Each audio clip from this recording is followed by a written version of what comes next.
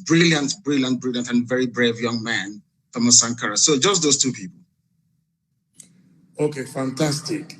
I think before we continue, it would be nice for me to ask if this is the real Mazi Nnamdi Kanu or the cloned one.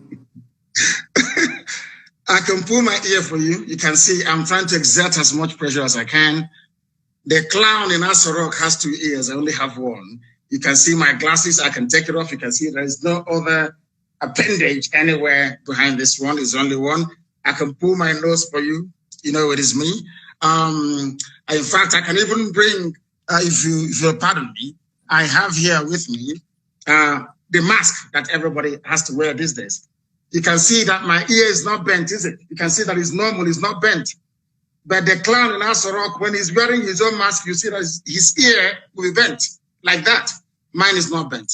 So it is the real me. And of course, I have this mark here and it's unmistakable. Yes, I just wanted to establish that you are alive because I read somewhere that you were dead. And so I wanted to be sure I'm not making history by talking to a dead man in heaven. Not at all. I'm here live with you on this program. Dele. Fantastic. So could you tell me some of the books that you read that might have influenced you? I don't want to say radicalized you. I would say influenced you. Growing up was, as with most of my peers, is Chinua Achebe's Things Fall Apart. That is number 1. Because it reminded us of who we are, where we are coming from, and where we should be heading to.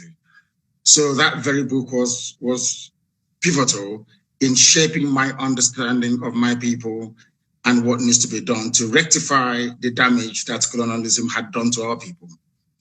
The second one, I would say, is Alex Haley's Roots.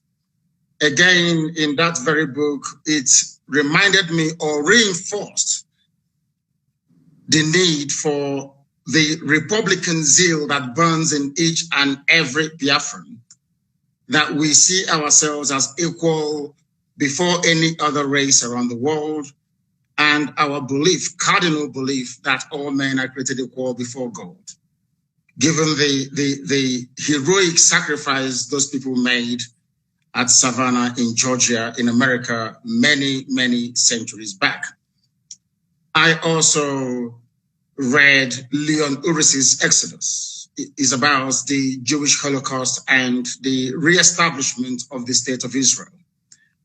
Again, a very decent pointer towards where Biafra should be heading to. Those 3 books, Things Fall Apart, Alex Haley's Roots, and Leon Uris's Exodus.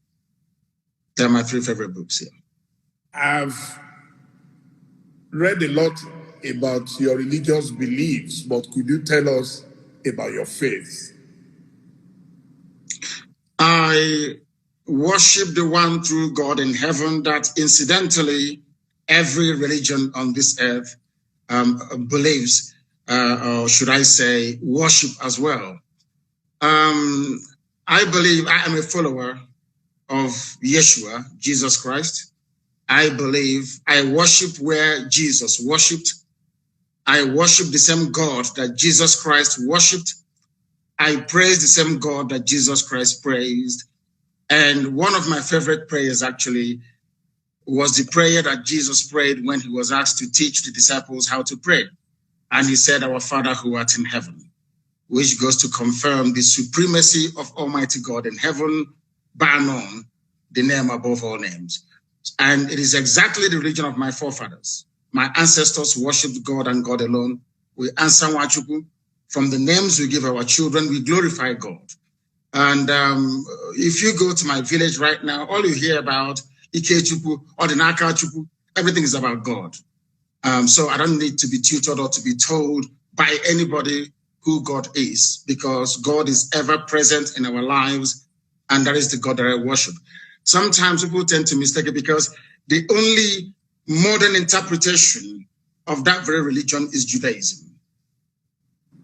The only modern interpretation of this ancient religion is modern day Judaism. So that is why I tend to gravitate towards Judaism. But as I said, I am a follower of the teachings of Jesus Christ.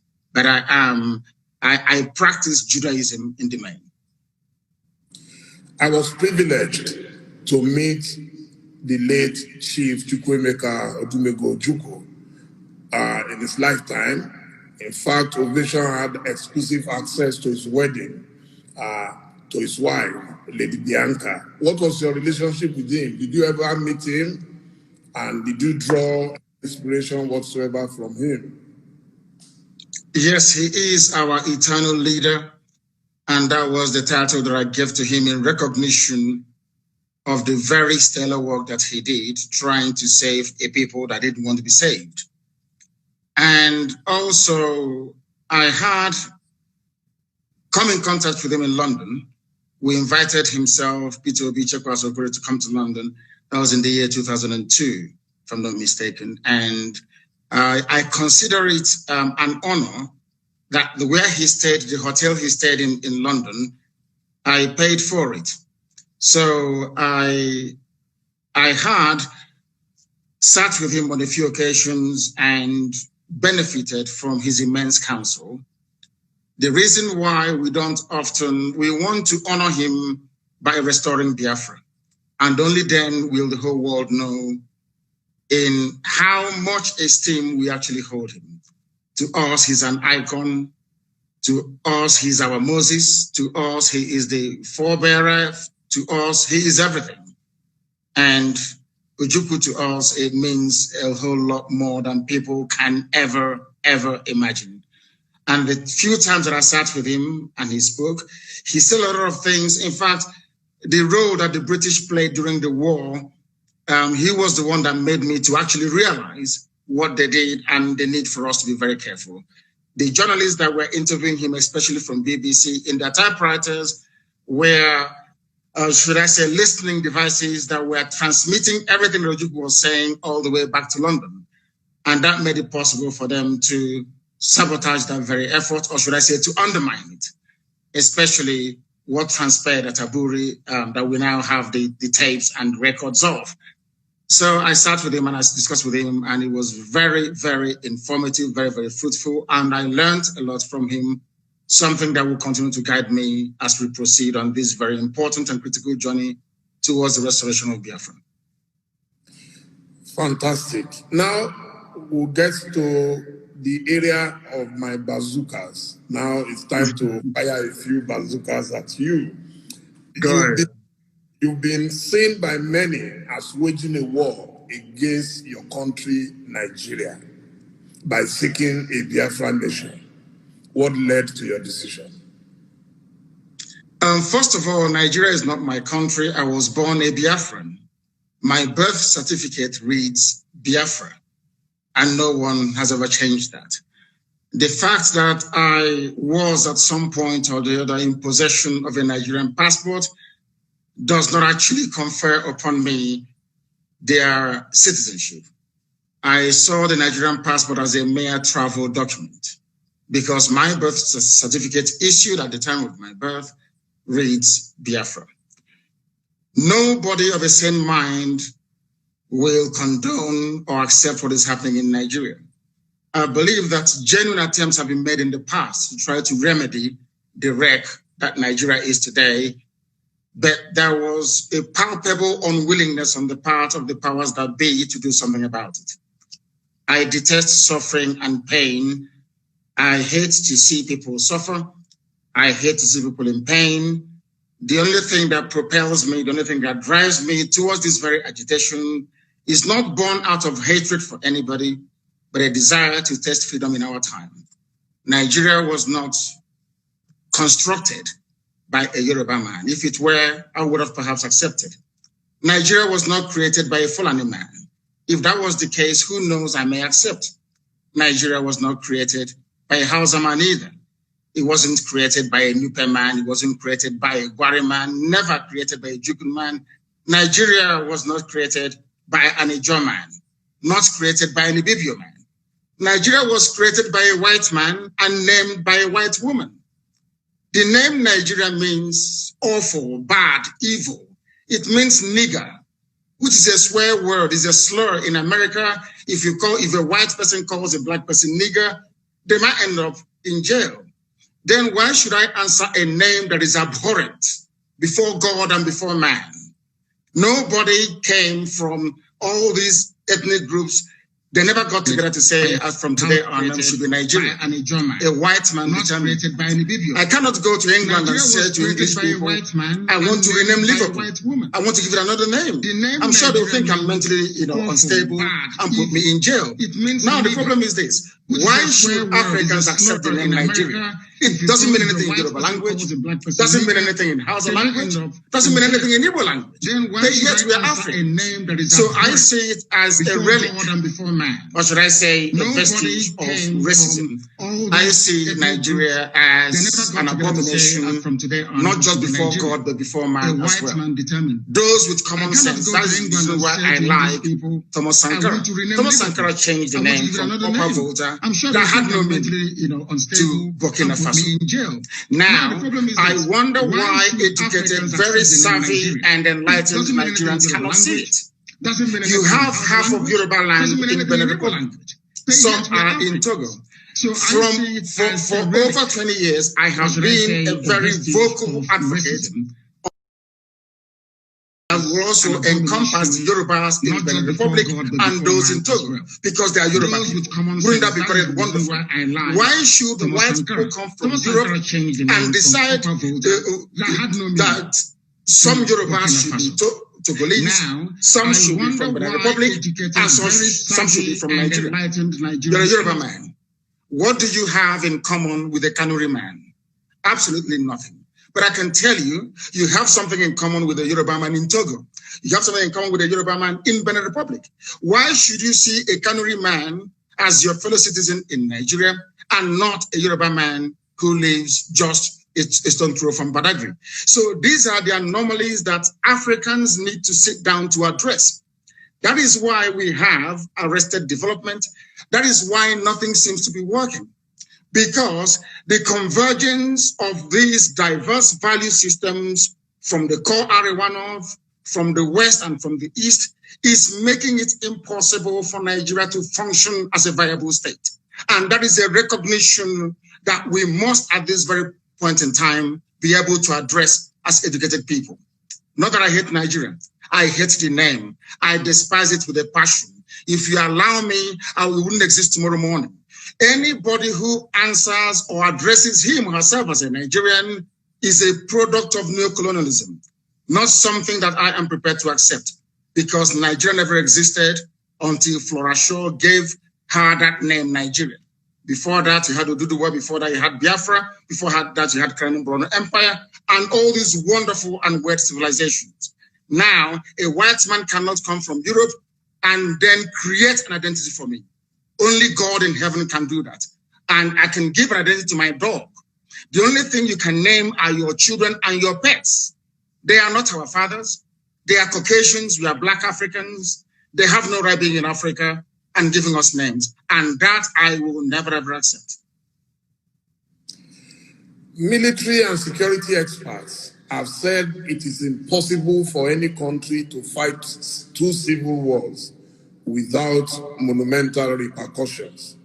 Have you considered this? And what lessons did you learn from the last Nigerian Civil War? The lessons that I will learn from the last war, if I can begin by addressing your last question, is that we should not have given up. Even though we were overawed as a result of a global conspiracy of unprecedented proportions. Biafra-Nigeria war was the Third World War. Because in that war, if you leave Nigeria and Biafra alone, Biafra would defeat Nigeria anytime, any day. Pound for pound, Biafra would defeat Nigeria anytime, any day. And I make bold to say this. But Britain got involved.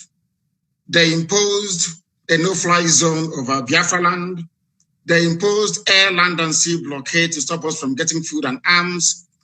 But they went behind the back of the world to negotiate with Russia to supply arms to God.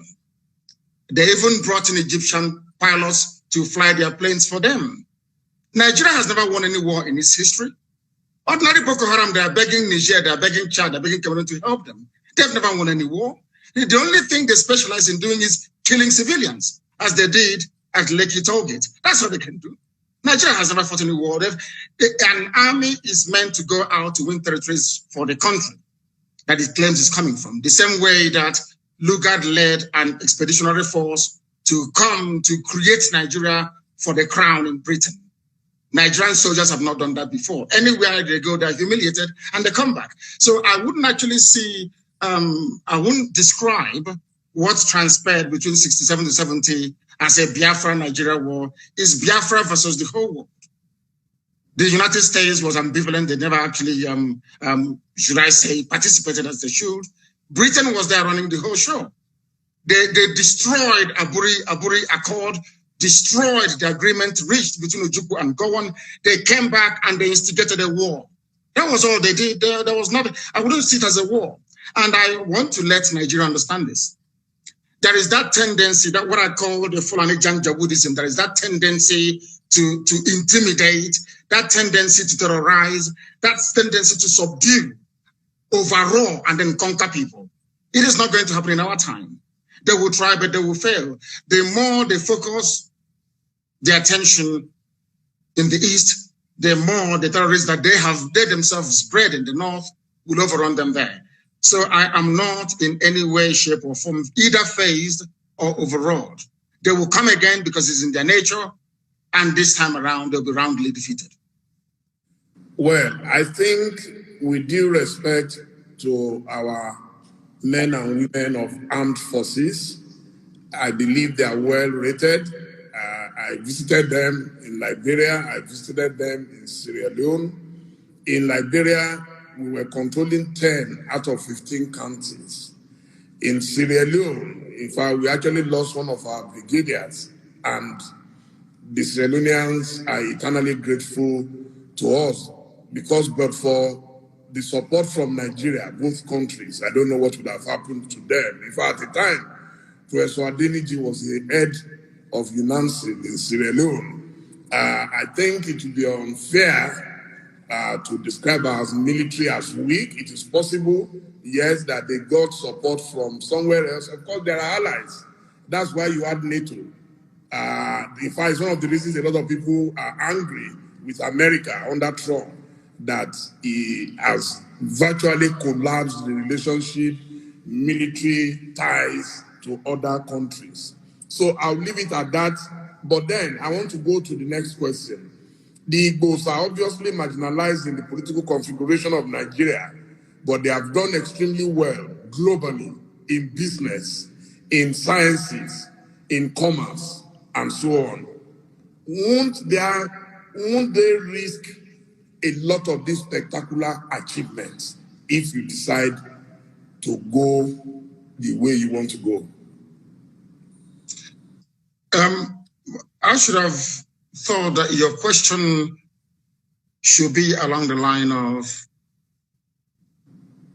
had those people been in Nigeria, don't you think that Nigeria would be a better place?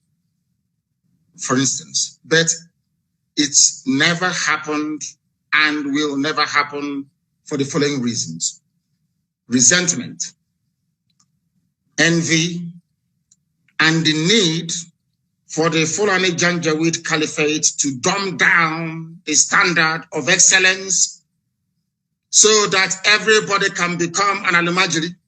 That's exactly what I have done. I am not shocked nor surprised that we are recording not just, Igbo people or Biafrans, but Yorubas are doing the same thing as well all over the place. It's there.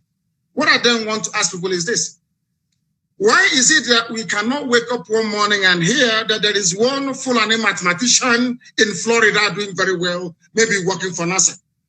Why is it that we have not woken up one morning to hear there is one Fulani man or woman voted in as a mayor or as a parliamentarian somewhere in Europe? It will never ever happen, because that is not their orientation. That is not how they were brought up to see society. The recognition of people's skills and talent is a prerequisite for the driving of any progressive society. That hasn't happened in Nigeria, because if you're not from the North, may God help you. Why is Nigeria suffering today? Nigeria is suffering because of successive regimes of mediocrity and sub-standardization, for the simple reason that people do things based on ethnicity. People want to protect their tribe. Even if they're performing very badly, they want their tribe to become preeminent. And in the process, those men and women who are skilled, who are well-read, who are well-learned, they get forgotten. And then, of course, they travel abroad and you can see their excellence come to the fore. And that's exactly what has been happening. What we are saying is that once we have Biafra, they will all come back home. And Biafra will quite rightly become the light of Africa and Black people all over the world.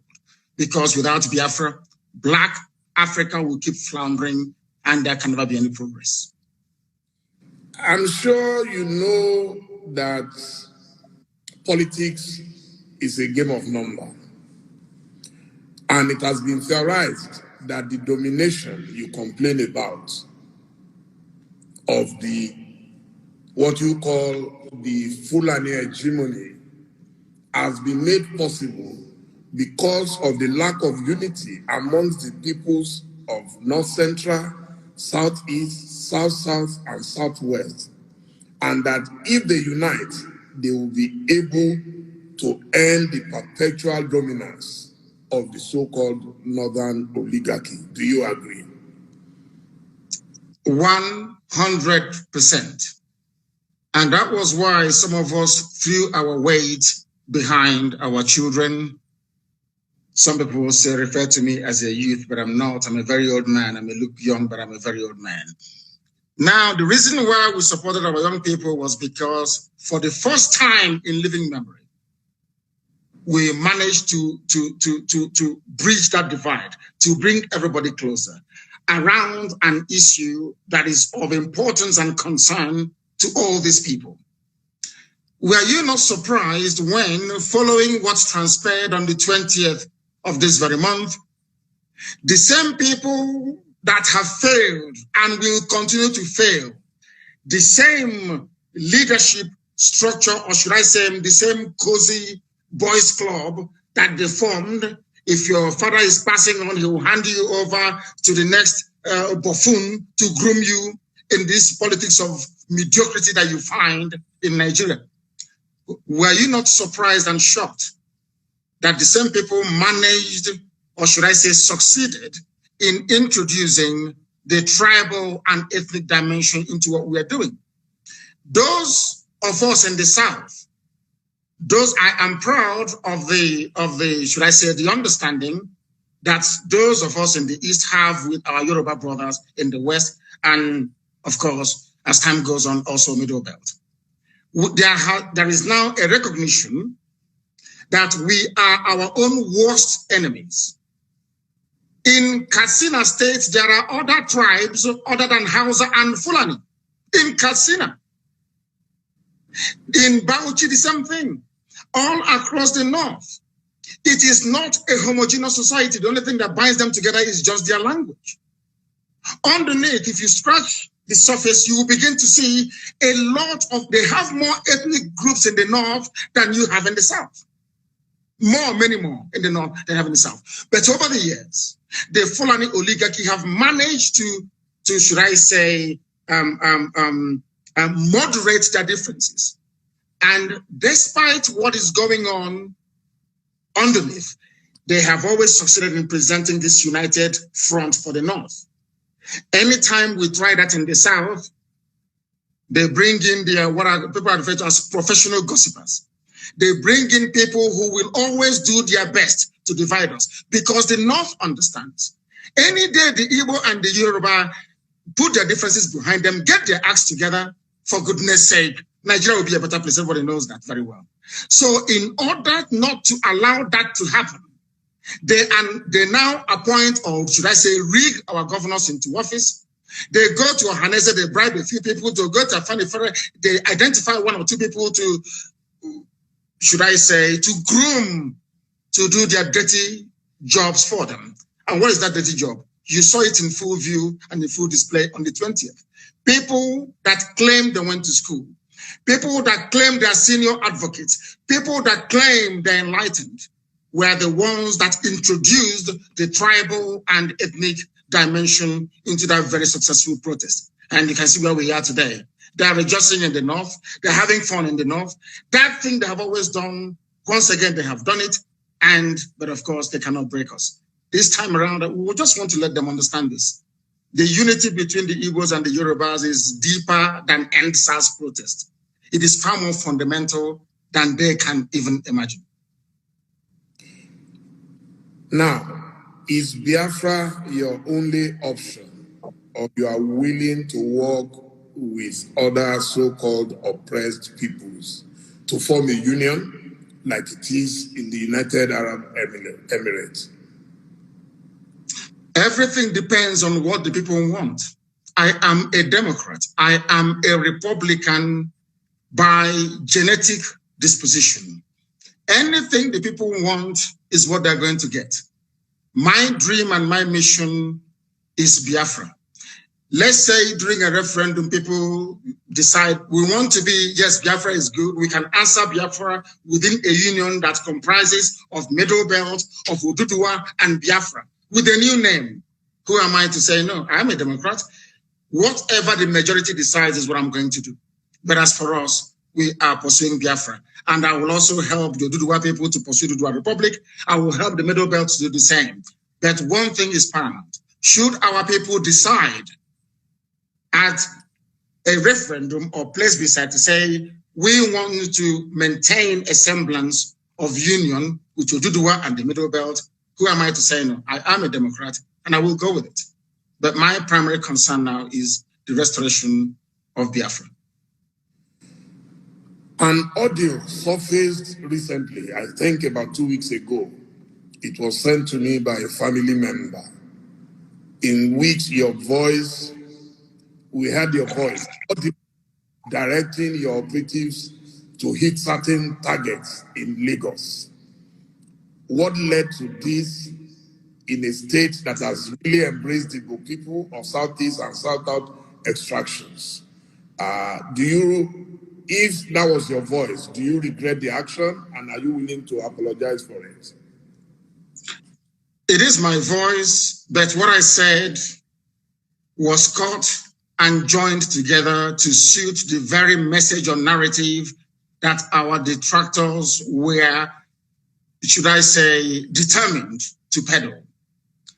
If you listen to the whole broadcast that I made, you will find out that that very audio that those people, those charlatans put out there in the public domain is not exactly what I intended. But I have said this before and allow me to repeat. If by making the pronouncement that I made on that very day that I was misunderstood, or that the true intentions of what I was wishing or willing to convey was somehow misconstrued, then I apologize for it. Because I believe that it is very, very important that we understand this. I wouldn't want to do anything, either knowingly or unknowingly, to inflame passions in the West. I wouldn't wish to do anything that would cause my Yoruba brothers and sisters alike to think,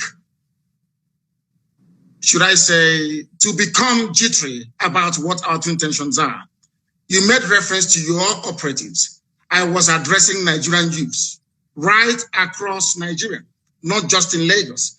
And given the heat of the moment, people were being massacred. I'm not sure that most of those commentators and apologists for Asorok have had their homes invaded before. When Fela speaks, you can hear the way that Fela speaks all the time about Nigeria Army and Nigeria Police. Why? Because Fela was a witness when his house was invaded and the mother died as a result of it.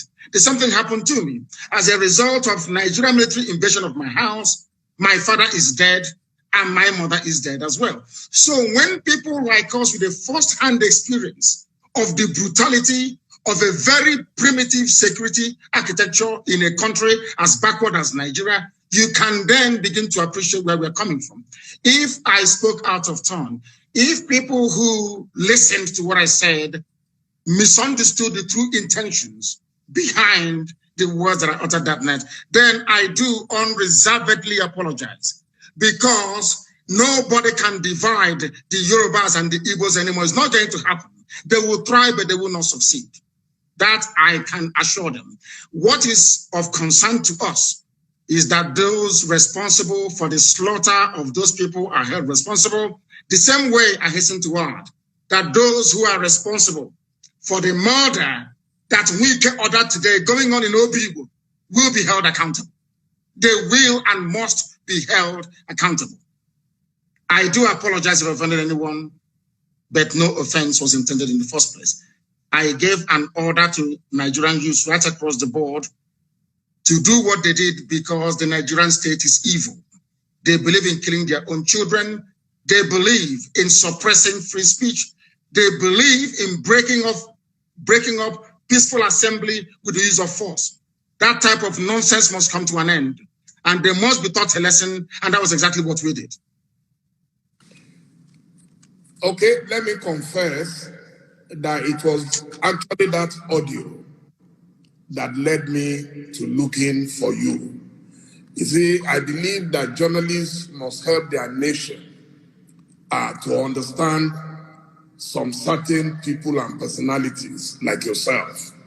And I want to say at this stage that I'm sending my special thanks to two people. One of them I can mention publicly, the other would not want me to mention him. And the first is Femi Fanikaude, my very dear friend and brother.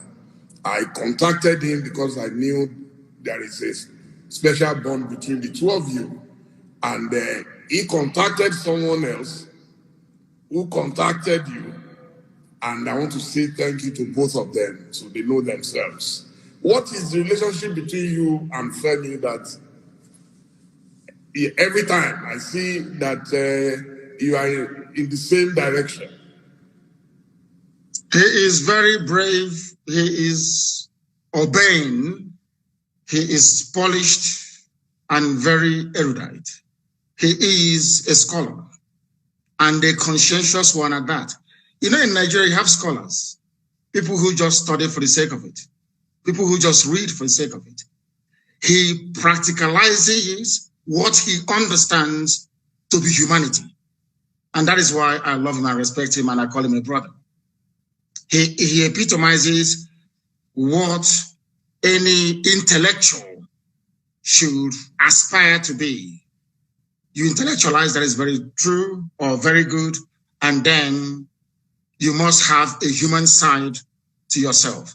He is de-tribalized, as you well know, and I'm sure that in time to come, he will have a very great role to play, if not in Oduduwa, but also in Biafra. If Biafra were to come tomorrow, I will take him. And I'm sure that he will have a lot to contribute in making Biafra a better place for everybody to be in. So I have not only love for him, but also have regard for him. Now, I'm sure you are aware that there are efforts to start a movement that will bring the Yorubas and the Igbos together and closer. Are you willing to play a major role in that union? Yes, we are doing ours on the ground. You saw the protest on the 1st of October right across the world, Yoruba One Voice and IPOB. So we are doing ours. That was why I categorically stated, and without any equivocation, that the bond between the Yorubas and the Igbos can no longer be broken by anybody. They will thrive, but they will fail. It can't be broken anymore. So I am more than willing and able to serve in whatever capacity that is required of me to make sure that these two great nations pilot the affairs of Black people in Africa going forward. Because without them, Africa is doomed, more or less. Now, I will plead with you to take the next question very softly. Because as a Christian, I believe my faith teaches me to render unto Caesar the things that are Caesar's. So which means I respect constituted authority. My question is about your best friend, our president and commander. Now, you propounded this theory of a cloned man, and that our current president is a Sudanese man called Jibril. Do you agree that your information might have been wrong, and you are also willing to apologize to him for that error? Anybody can make a mistake. No, not at all. Buhari is dead and buried in a shallow grave in Saudi Arabia. Aisha Buhari was there. She came back from what they call the lesser Hajj. She was wearing black. She was mourning. If you look at the pictures that were circulated at that point in time, you will see the smug, or should I say, the forlorn faces of northern governors.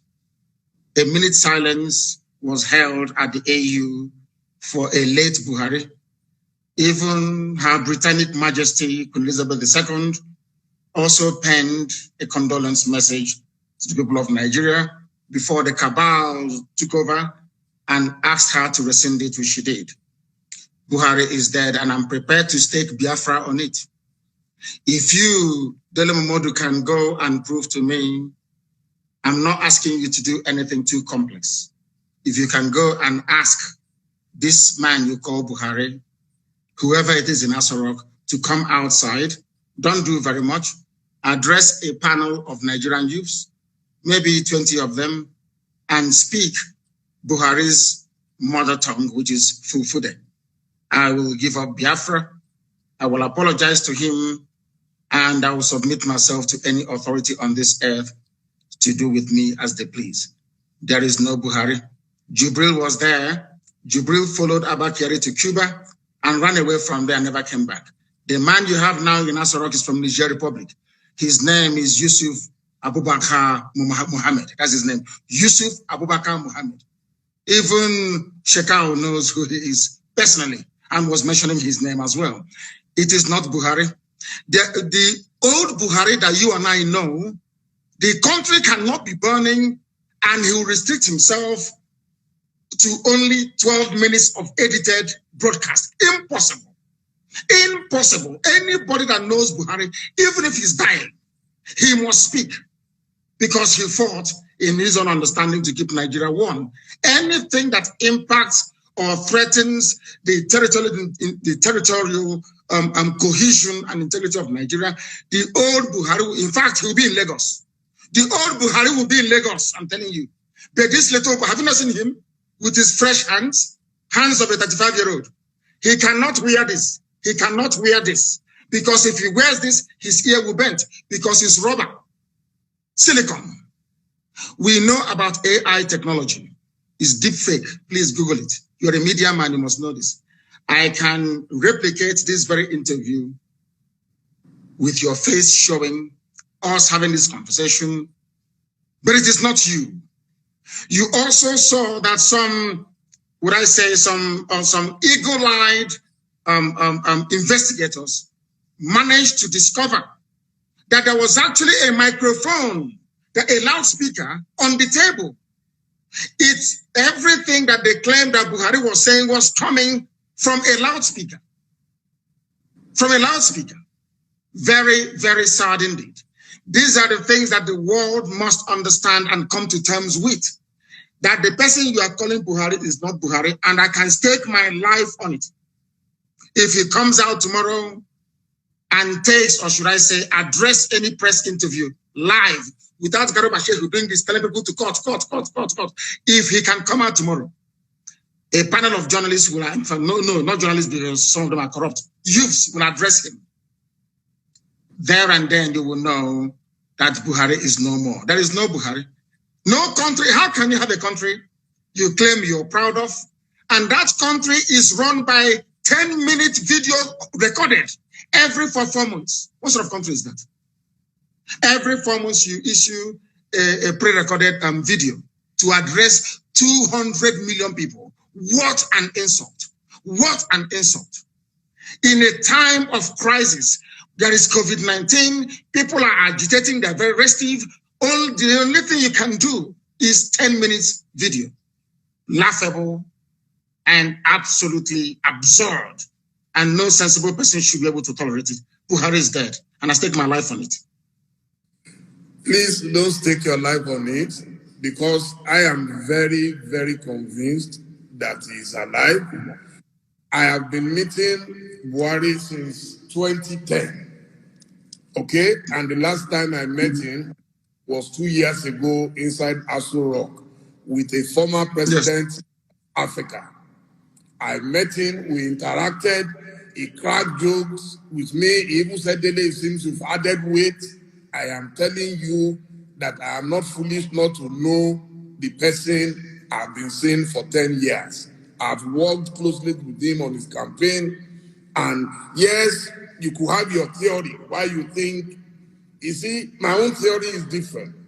Because he was very sick, a lot of people thought that he would die, and God restored his life. And I think that is why you think he is dead. I am personally convinced that he's alive.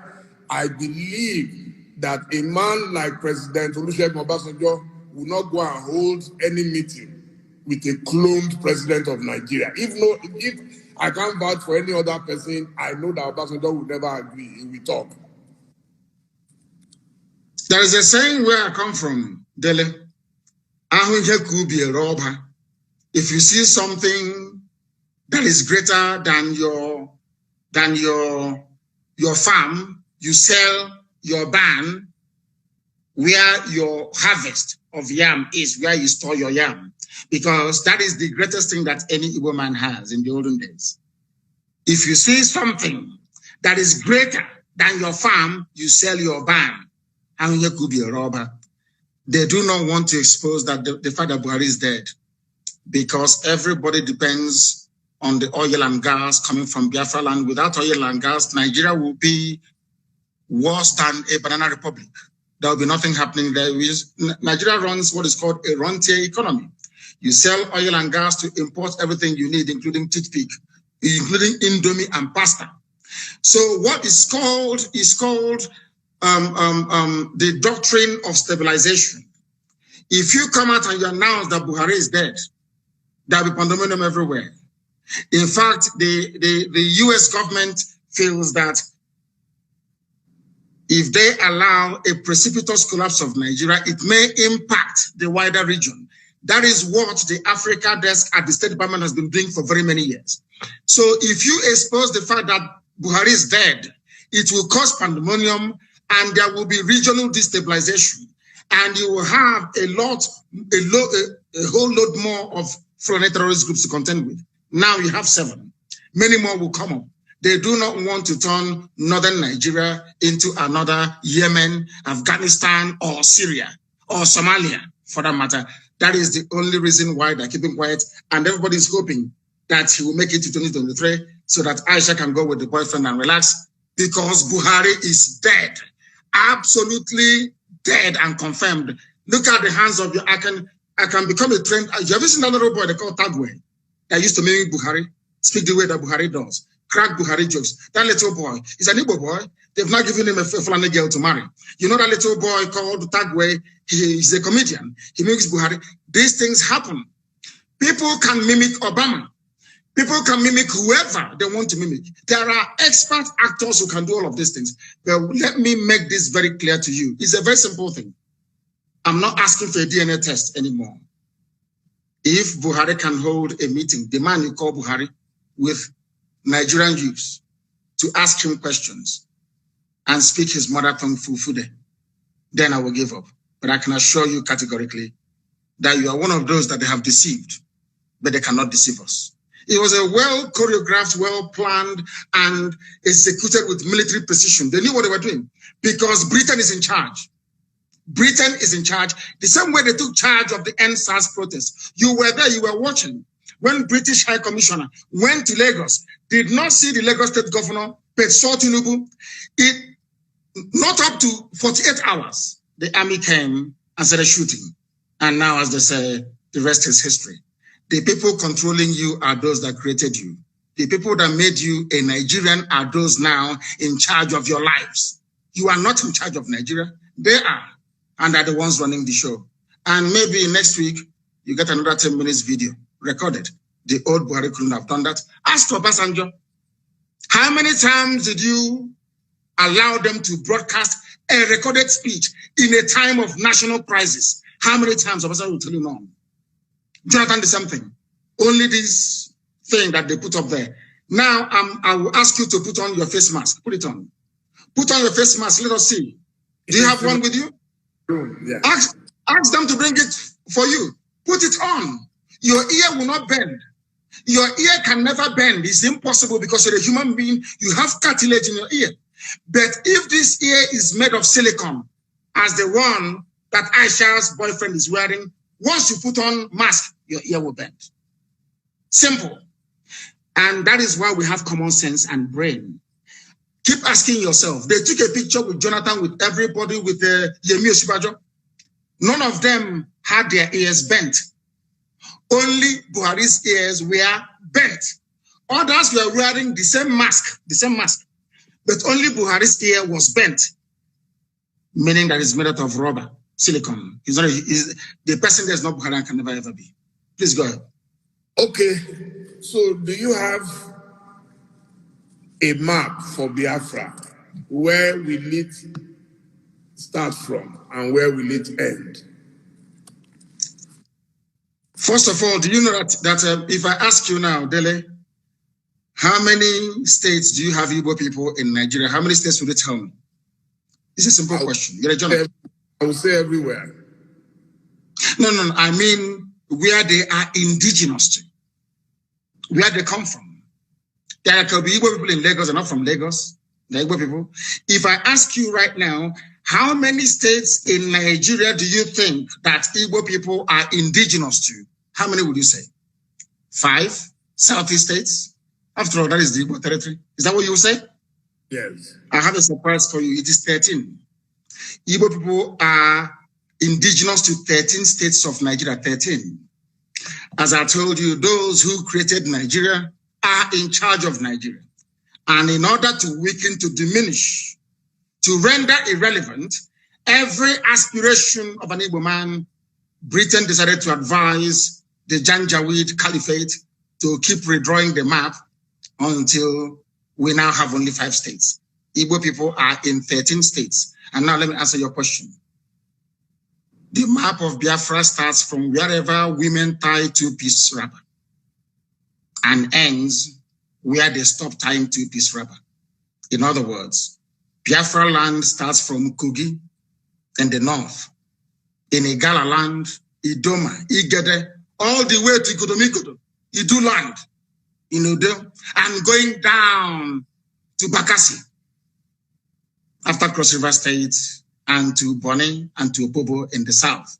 All these are Biafran territories because if you go there, all the women are to the 13 states. I want the 13 states, please. You want me to name for you the 13 states that make up?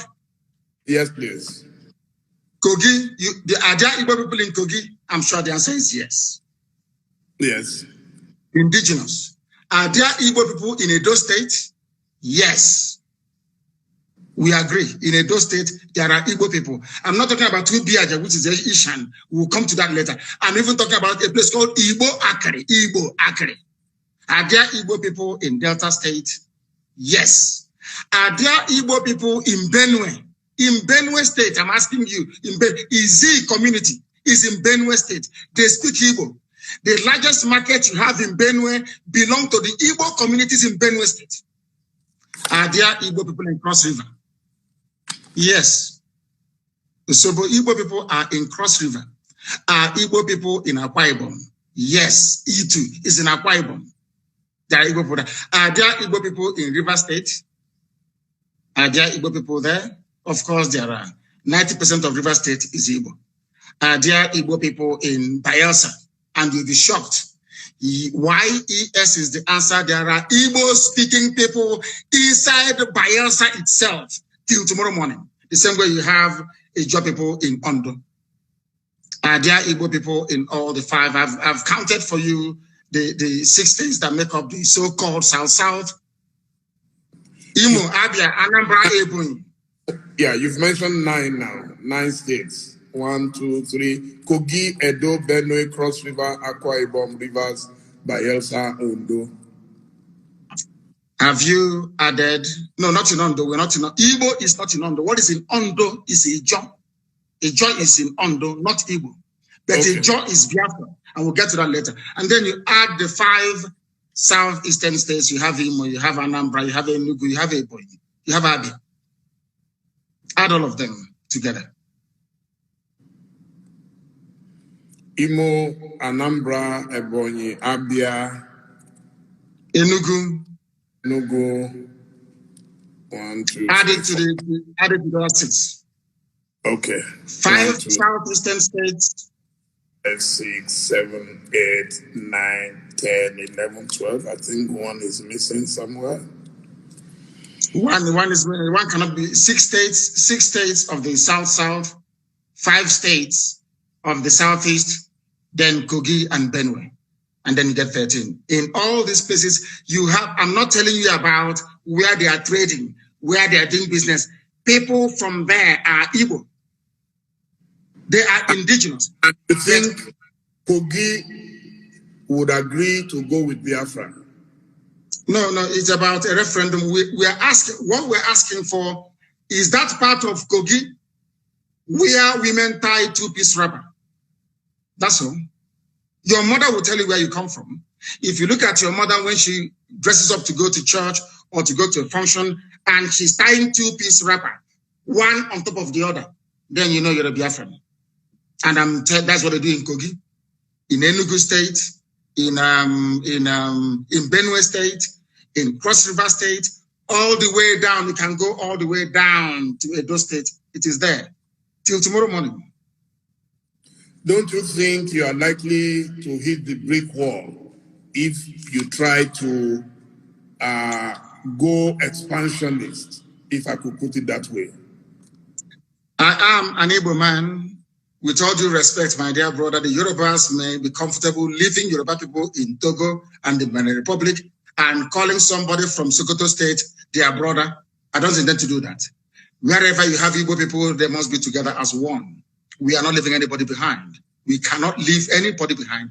It was the Fulani Janjaweed and the British that caused this problem.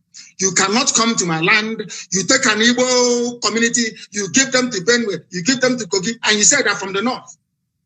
Ohanese may tolerate it. I will not tolerate it. I can't tolerate it. I am not going to leave one single Igbo community anywhere. They must be part of Biafra.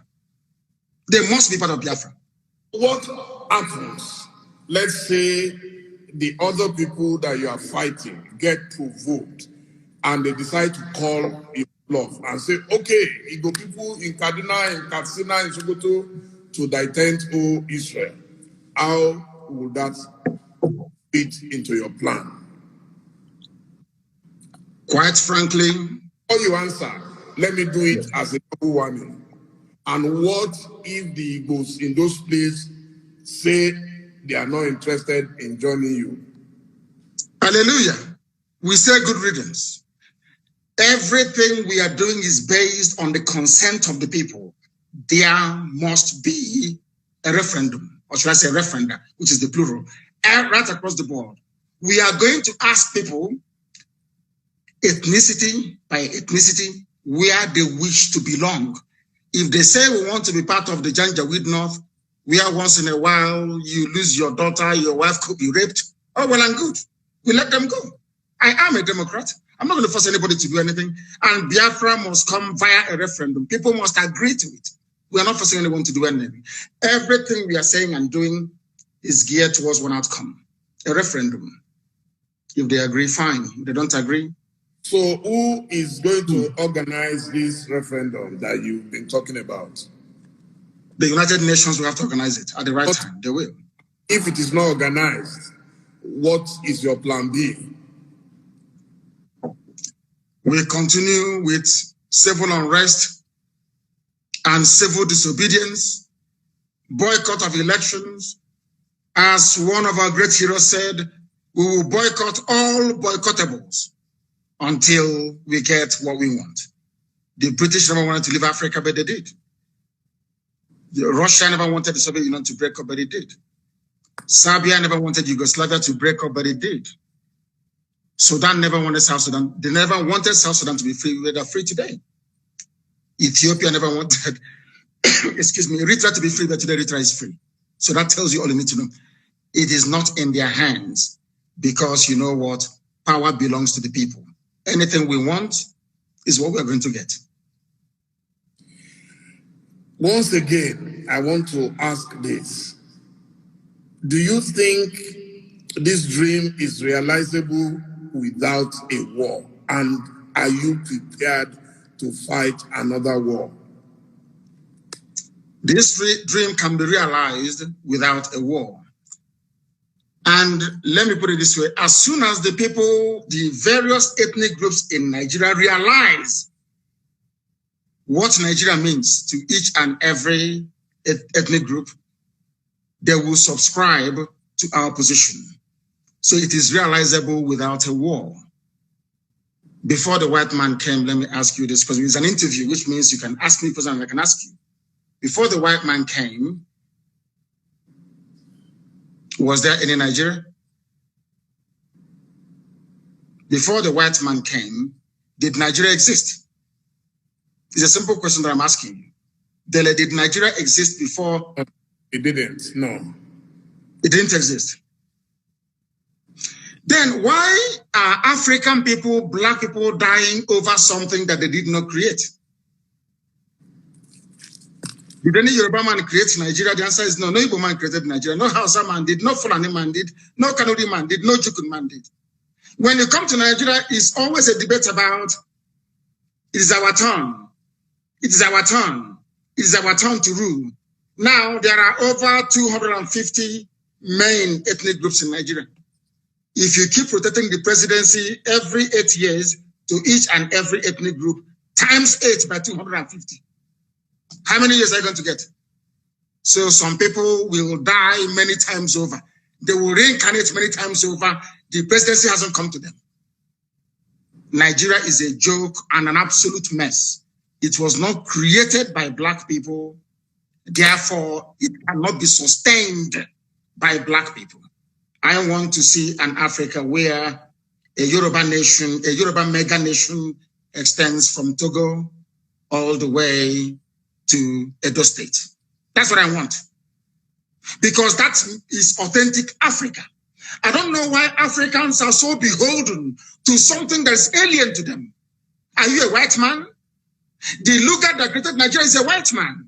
What are you doing as an African defending something that a white man created out of, should I say, a racist intent? Nigeria was an ordinary company, Royal Niger Company, an ordinary business venture that the British converted into a nation. And Africans are killing themselves, trying to maintain something that a white man created. Sometimes I wonder what type of God made African people. I don't understand it. And that is why you have this neo-colonialism. That is why the British High Commissioner had to go to Tinubu to ask him, how do you end this protest? Because if this protest continues, you're jeopardizing our oil. Nnamdi Kanu can use it as an advantage to go and get Biafra. They asked the army to go in and kill people. You people are being ruled by your colonial masters. Your fate is not in your hand. You're in a country that is 60 years old, so to speak. There is no electricity.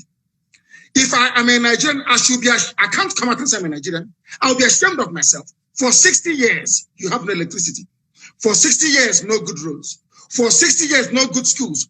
For 60 years, your politicians are traveling abroad for medical treatment. I ask you, what is there to be proud of about Nigeria? Name one thing you can be proud of. Name one thing. Is a question I'm asking you, Dele. Tell me one thing you can be proud of in Nigeria. Nigerians are amongst the brightest people in the world, including the Igbo people, of which you are one. You're a very brilliant man. That is Nigeria in your DNA. I was born a Biafran, not a Nigerian. Nigeria is a historical mistake. Was there a birth certificate at that time that wrote Biafra on it? Of course, yes. You want me to show you? I will show it to you. I can email it to you. It's not here with me right now. I can email it to you. My person is Biafra. I don't mind. I will email it to you. So you see, what I'm asking is, if Nigeria never existed until the white man came, why are you as a black African man defending it? What's a white man created? Why? When you have Yorubas in Benin Republic, Yoruba is in Togo, they speak your language, they eat your food, they dress the same way you do, you have the same culture, the same value system, the same orientation, and I'm asking you, and the white man came from Europe and said, oh, you are Yoruba from Togo, you speak French.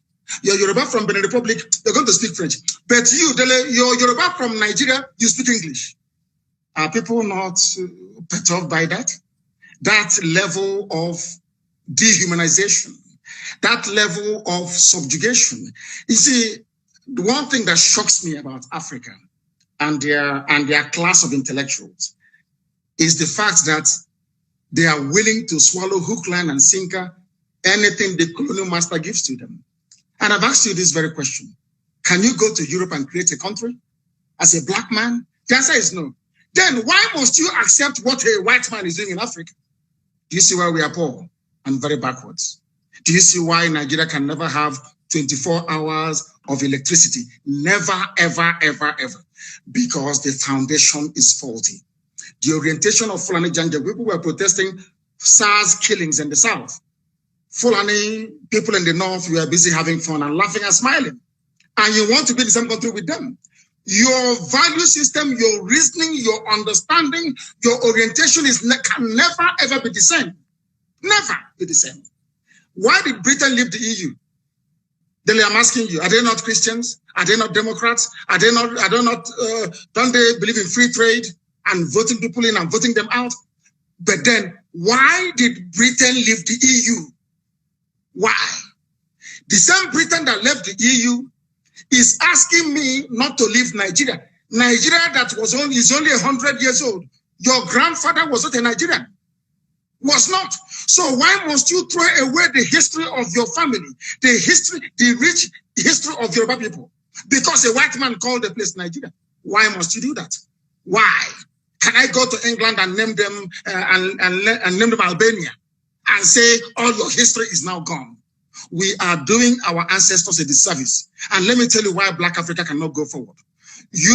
Some people, not you, some people accepted this nonsensical balkanization of Africa with their useless flag independence. And your ancestors are in the grave. Your ancestors that existed before the white man was born, they are in the grave. You jettison their history and their identity. You banish it, you denigrate it, you insult them by accepting this garbage called Nigeria, and you want them to be happy with you. That is why no Black African country can see development. No Black, you see South Africa. When whites were running South Africa, everything was good. Now Blacks took over. Look at what is happening. Because even the land of Africa itself is angry with us. We went to school for a reason. The reason why you go to school is to question certain things. And the question is this: why is it that you as an African, you're willing to kill, to die for something a white man created when they cannot do the same thing for you? You see how they are not equal to us. You see why they are always better than us. And nobody can tell me with any ounce of conviction or justification the reason why Yoruba people should be in Togo, in Benin, and in Nigeria. Why can't they be in one country, the same way that the English people are in one country in England? Or should I say in the UK? These are the things that we must ask ourselves. Okay, thank you so much. Thank you, Mazi, Kanu. I mean, you are very passionate about your beliefs. Nobody can take that away from you. So now we get to the stage where I already jotted down some questions from members of the public. The first is that you hold a dual nationality. So they are saying you have a choice, you have an option. What about those who have nowhere to go? The reason why you are interviewing me today is because I got lucky. My parents didn't get lucky. People who were in my house did not get lucky that very day, they died. my dog also died. Jack, they killed my dog. Now, listen very carefully. People don't understand. You see, there is a level of flippancy in Africa, and should I say, we don't interrogate any concept or phenomenon with a great degree of sincerity. Why do I have a Nigerian passport? The same way that Awolowo, Chief Obafemi Awolowo, held onto a British travel document. Did that stop Awolowo from fighting for Nigeria to be independent? I'm asking you a simple question. Did that stop him? Awolowo went to Glasgow to study. A British document. Exactly. He traveled abroad. Awolowo traveled abroad to study. He read economics in Scotland, and he came back, probably even on British scholarship. The fact that Awolowo was availed of free education in England and traveled to England by ship in those days with British papers, did it stop Chief Awolowo from fighting for independence of his people? And I must say, he was a lawyer. Thank you. Sorry, I do apologize. I do apologize. He was a lawyer as well, but he also read economics. Do you know he read economics as well? He also read, he's a lawyer. I agree. Now, I'll ask that question again so you answer so that the whole world can hear. Yes, the fact that Awolowo went to England and studied, or let me say Britain and studied, United Kingdom, came back, became a lawyer and an economist. Did that stop Chief Awolowo from campaigning for independence from Britain? I don't know if you can hear me. Can you hear me? Hearing you, yeah. I understand your logic, yeah. Now, the same thing with Dr. Nnamdi Azikiwe. He traveled to the US. He studied. He traveled to the US with British papers. As somebody traveling from a British colony, he went to the US and he read, and he came back. And a Yoruba man, incidentally, let me tell you why they don't want Yorubas and the Igbos to be. A Yoruba man identified the talent in Nnamdi Azikiwe and appointed him the secretary of NCS. That Yoruba man is Herbert Macaulay, a Yoruba man. And Zik fought with the likes of Awolowo until Nigeria became free. Why didn't they say, in those days they were very intelligent? Nobody said to Zik, you went to England for free, you studied, you have their passport, now you're fighting and saying they should go. Because in those days, our fathers, they had brain. I'm sorry to say this generation, I don't know what's wrong with them, is a social media indomie generation. And I hope that after this evening, they will become, should I say, more enlightened as to the issues. I no longer hold dual nationality. I used to have dual nationality for convenience sake, just to travel out of Nigeria, not for anything. And my hatred for Nigeria didn't start today. I've always hated Nigeria. It's a very useless place. Only a fool can say, I am a proud Nigerian. There's something to be proud of. Absolutely nothing. You have nothing. Individually, you're brilliant. The Ngozi Okonjo-Iwealas of this world, our brother who is at Africa Development Bank, very smart and very brainy, yes, as an individual, but collectively as a group, the most useless 200 million people in the whole world. Nothing is coming out of nothing, absolutely nothing.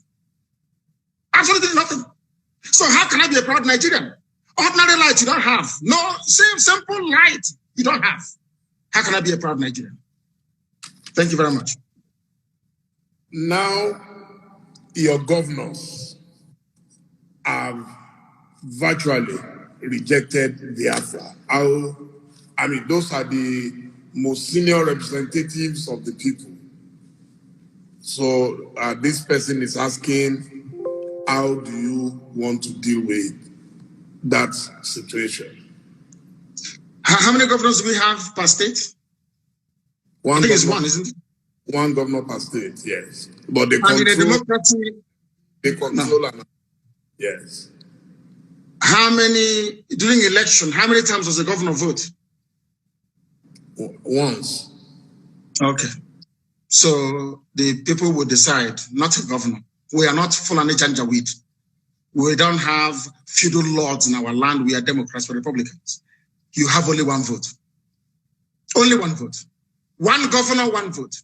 People may dissent, they're entitled to their opinion. One governor, one vote during the plebiscite or referendum. And there is nothing they can do about it. The majority says they want Biafra.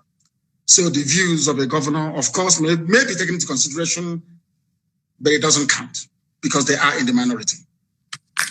We are not planning people. Someone has asked, how are you funded? We are the largest movement on the face of this very planet Earth. IPOB, Indigenous People of Biafra, we're all over the world. And our people are very, very generous. They fund us. No politician, no millionaire, no billionaire, nobody. Ordinary people in the diaspora and people at home. They fund this well-oiled machine all over the world. That is why we are formidable. We owe it to them. We don't have any godfathers. That is why I speak the way I do. If there's anybody who can say they are funding us, come out and say it. Nobody does. Ordinary people do. Because everybody wants freedom. Someone is asking, if you say you are asking for a referendum, how come you sometimes apply force, the use of force and coercion? That is the only thing the Fulani Janja would understand. Nigeria is a rogue creation. Nigeria is where vandals and bandits abound in political office. Nigeria is not a civilized society and can never ever be. You saw the way they were behaving. You give rice to a governor to give to people, the governor will steal it and keep it. Palliative that he did not buy. The only language they understand is by breaking into those warehouses and taking what belongs to you. The criminals and the hoodlums here are the governors, not the people who are hungry. I don't know why in Africa we always want to turn the narrative upside down. So you're telling me that Fulani can come to my place and rape my mother, abduct my sister, and I'll be clapping and praying and doing hallelujah and doing prayer and fasting. Nnamdi Kanu is not like that. We hunt them down, we pursue them, we catch them, and we deal with them. As simple as that. If people can tolerate that type of rubbish, not now, we can't take it. Never, ever, ever. Never. You said you're a Democrat. Yes. Does democracy allow the use of brute force? Is Nigeria not a democracy? That they were in Lekki shooting people. That their constitution says should not be shot. People praying and singing national anthem, we are shot. A constitutionally granted right. The state of Nigeria violated it. They are the ones that brought violence, not us. As they say, those of them that make peaceful revolution impossible, they make violent revolution impossible. They make it possible, rather. Those are the words of John F. Kennedy, not mine. An American Democrat who, and people talk about democracy all the time. The modern Britain you have today was forged in a revolution led by Oliver Cromwell that toppled the monarchy of King Charles I. Today, England is doing very well. France talks about democracy, but their democracy was forged in the heat of a revolution that toppled the reign, I think, of King Louis XIV or the 15th, I don't know, and Marie Antoinette. America, they hold you to account today if you're not democratic. America was forged in the battle of a revolution fought and led by George Washington. I don't know if we read all these things at all or not. I mean, I think Nigeria should employ me to write their curriculum for them so they can train sensible, reasonable people. People graduate from schools in Nigeria, they come out far more foolish than they actually went to school with. Someone has asked, are you not afraid for your life? And what happens? I am dead already. And at what happens if anything happens to you now? Do you have protection plans? I am dead already. I was pouring some water to apologize. I am dead already. The only thing that can bring me back to life is Biafra. This life is meaningless without freedom, not just freedom. As I said before, I traveled to England to study for a reason and for a purpose. You cannot tell me that in England, they have gas piped all the way from the Scottish gas fields. There is 24 hours a day electricity. There is gas. If you're homeless or if you're unemployed, the government can give you what is called housing benefit. You can pay your rent and live in a decent home. They also give you money to feed as well. If I cannot do those things for my people, then my life is meaningless. So as I am right now, I'm already dead. I'm only waiting for Biafra to revive me and to resuscitate me. And I feel and I do pray that most other Africans should feel the way that I do. Because Africa is a failure because we fail to address the core and the key issues affecting our lives. We intend to change that.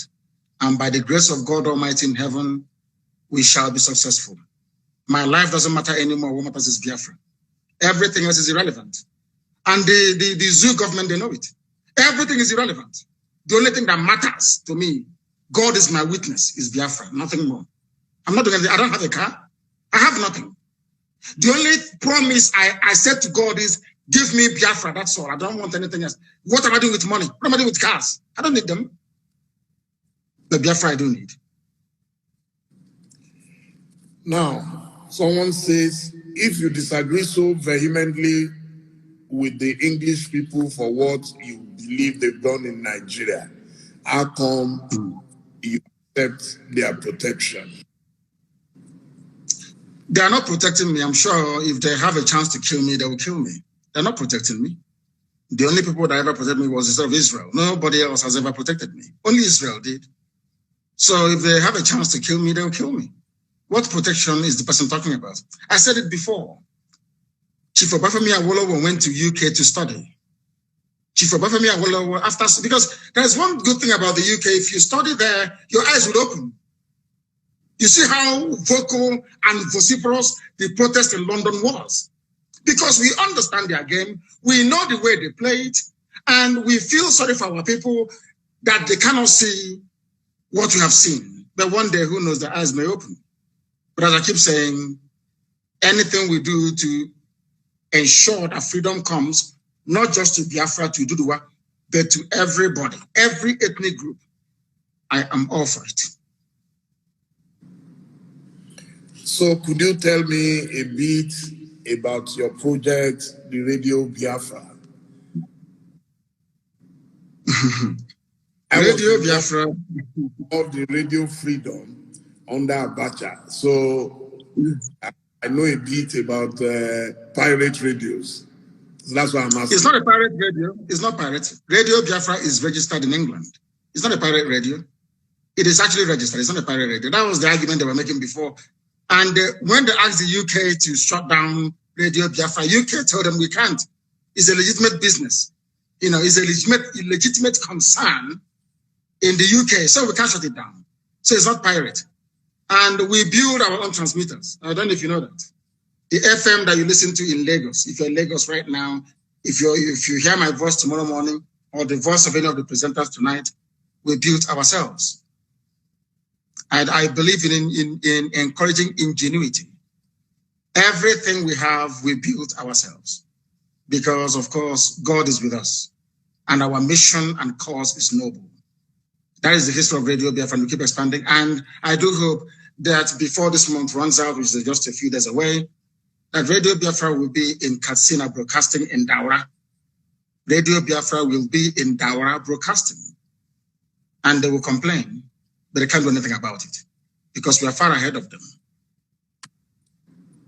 What are you doing in Daura when you said Buhari is not there? So what will you be doing in Daura? No, they challenged us. Their MDC challenged us. They said they're going to buy equipment worth, 700 million to disrupt what we are doing.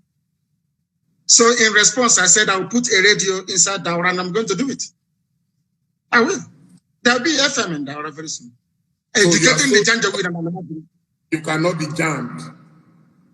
Who can jam it? Who is the person who can jam it? This is the technology from Biafra and you cannot do anything about it. That is why the Catalan line is running helter-skelter to stop Biafra, because they know that once Biafra comes, maybe an African country can now put a man on the moon. They don't want that because they know what we can do. And I'm saying it out in the open. They should try all they can to stop us. They cannot stop us. Eventually, we're going to win. Because this is God's project, not man's project. It's God that said Biafra must come. Not man. On this note, I must say a big thank you to you for a very, very elucidating session. And I am definitely educated about you. I may disagree with you on a number of things, but a lot of people didn't want this interview to take place. I told them, I hate censorship. I was a victim of censorship. Everybody must talk. If you don't talk, nobody will know why you do the things you do. And those who disagree with you must still get to know more about you. And I must say, I am very, very grateful that you agreed to speak to me. And I hope very soon again, when we have cause to speak to you, at least now we've established this contact. And I really appreciate your agreeing to talk to me. Thank you so much, Mazi Nnamdi Kanu. Thank you, Dele. Thank you very much. Thank you very much. And thank you for having me. Thank you. Thank you. My dear viewers, I told you it will be the mother of all the interviews, and so it has been. Thank you all. We'll be uploading, and I'm sure a lot of newspapers will get some news out of this. Thank you, and good night. Thank you. Thank you very much. Thank you. Bye now. Thank you.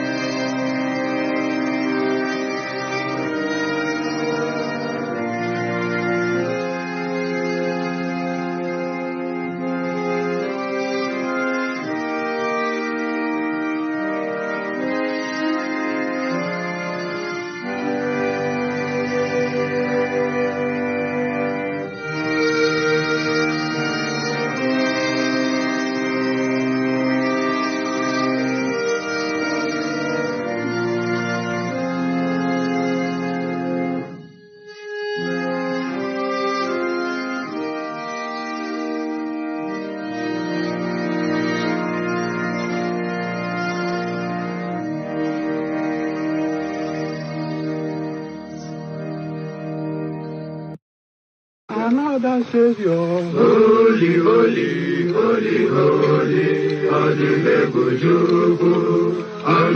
Savior, holy, holy, holy, holy, Well, this is OBM. This is dedicated to the gallant heroes of the Nigerian Biafra War, and IPA families all over the world. I remember the Nigerian Biafran war, in the thickness of the Biafra genocide. Hey, one man revived the vanishing hope to life. Let the great Biafran army to fight, and they were singing out, holy, holy, holy, holy, all the Momodu is another Savior. They were singing out, holy, holy, holy, holy, all the Momodu is another Savior. Holy, holy, holy, holy, all the Momodu is another Savior.